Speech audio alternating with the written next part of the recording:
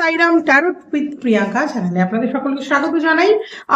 এই চ্যানেলটা কেমন লাগছে অবশ্যই কমেন্ট সেকশনে কমেন্ট করে কিন্তু জানাতে ভুলবেন না, লাইক শেয়ার করতে ভুলবেন না, আর হ্যাঁ সাবস্ক্রাইব করতে কিন্তু ভুললে চলবে না, কারণ এভরি ডে এভরি সময় কিন্তু আমি বিভিন্ন রকম আপডেটেড ভিডিও নিয়ে আপনাদের জন্য হাজির হয়ে যাচ্ছি, সুতরাং ভুললে চলবে না। আমার একটা ফেসবুক প্রোফাইল রয়েছে, যারা চাইছেন এই ইউটিউব থেকে বেরিয়ে গিয়ে প্রোফাইলে গিয়ে আমার সঙ্গে কন্ট্যাক্ট করবেন বা আমার ভিডিও দেখবেন বা ফলো করে রাখবেন, তাহলে অবশ্যই চলে যেতে হবে প্রিয়াঙ্কা বসাক নামে আমার প্রোফাইলটা রয়েছে।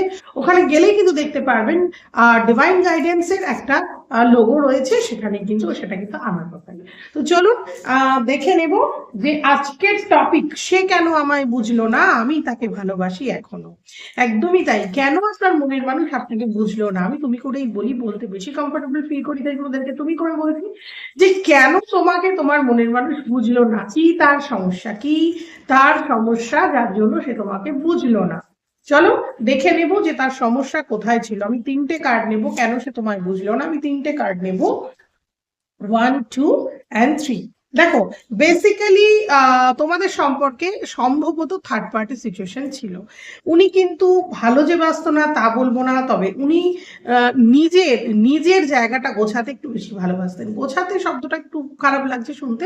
বেসিক্যালি উনি ওনার নেম ফেম কাজ, ওনার পরিচিতি, ওনার একটা জায়গা তৈরি হবে, উনি আলাদা করে নিজেকে একটা সমাজে প্রতিষ্ঠা দেবেন, প্রতিষ্ঠা করবেন, এরকম একটা ভিক্টরি পাবেন লাইফের সব জায়গা থেকে, এরকম একটা ওনার টার্গেট। অর্থাৎ উনি ভীষণ ফোকাস ছিলেন কাজে। ওনার নিজস্ব কাজের জায়গাতে উনি কিন্তু কাউকেই খুব একটা পছন্দ করতেন না, এবং কাজে থাকার থেকেও বড় জিনিস বলবো, ওনার কিন্তু বন্ধু বান্ধব আড্ডা বা ওই জায়গাটা কিন্তু ওনার বেশি একটু ভালো লাগার জায়গা ছিল। সম্ভবত এই সম্পর্কে কিন্তু ডেথ হয়েছে, অর্থাৎ এই সম্পর্কটা একেবারেই কিন্তু শেষ হয়ে গেছে।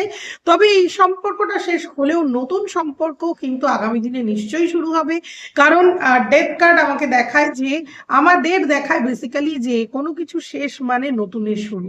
তো সুতরাং হতেই পারে তুমি যা দিয়েছো, তুমি যে ভালোবাসা দিয়েছো, তুমি যে যত্ন বা কেয়ার দিয়েছো, সেটা এখান থেকে না পেলেও আগামী সম্পর্কে বা আগামী দিন তুমি নিশ্চয়ই কারো না কারো কাছ থেকে কর্মার্থ্যান্ত পাবেই পাবে।